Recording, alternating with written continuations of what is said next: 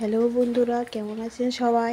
আজ আপনাদের সঙ্গে শেয়ার করব একটি নতুন রেসিপি, খুবই ইউনিক। এই রেসিপিটা নিরামিষ রেসিপি। এটা আমি একাদশীর আগের দিন বানিয়েছি এবং খেতে কিন্তু খুব দুর্দান্ত ছিল। আপনারাও আশা করি এই রেসিপিটা বাড়িতে বানালে আপনাদেরও ভালো লাগবে। প্রথমে আমি কিছু টমেটো কেটে নিলাম, তারপর কড়াইতে একটু তেল দিয়ে দিলাম, তারপর টমেটো, শুকনো লঙ্কা, গরম মশলা আর কাজু বাদাম কয়েকটা ভেজে নেব।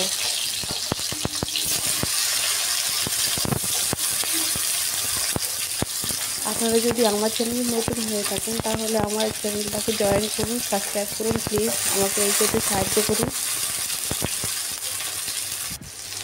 তারপরে এগুলো আমি ভেজে নেব ভালো করে। তারপরে এগুলো আমি মিক্সিতে গ্রাইন্ড করে নেব।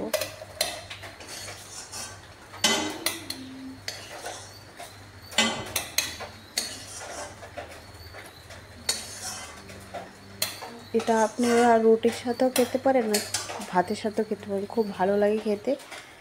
ঠিক গ্রাইন্ড করে তারপর কড়াইতে আরেকটু তেল দিয়ে ওটার মধ্যে দিয়ে দেব গোটা তেজপাতা, একটু পাঁচফোড়ন, তারপর পেস্টটা দিয়ে দেব।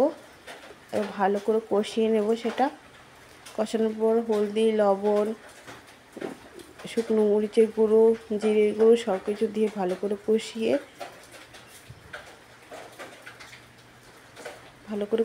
নেব। তারপর একটু জল দিয়ে দেব, ভাজাটা পুড়ে না যায় তার জন্য। তারপরে একটু টক দই দিয়ে দেব। টক দই দিয়ে ভালো করে কষিয়ে পনিরগুলো দিয়ে দেব।